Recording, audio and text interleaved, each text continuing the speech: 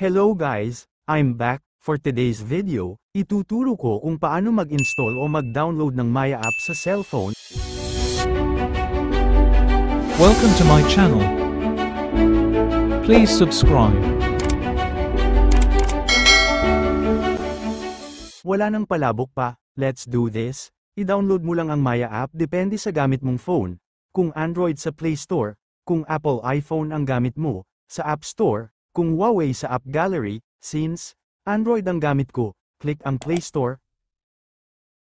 Search mo ang Maya, check mo lang ang logo ng Maya para hindi ka malito. Ganito ang logo ng Maya. Kapag ready ka na, click install, hanggang sa mag-start na yan mag-install. Wait mo lang mga ilang seconds, make sure malakas ang Wi-Fi or data para hindi magka-problem sa pag-i-install. Pagkatapos ng ilang saglit, successful ko nang na-install ang Maya app, pwede ka nang mag-register. That's it for now. Sa next video ko na ituturo kung paano mag-register sa Maya. Sana ay may na-share ako. Salamat. Please subscribe for more. Kaya naman hanggang dito na lang. Hanggang sa muli. Bye-bye.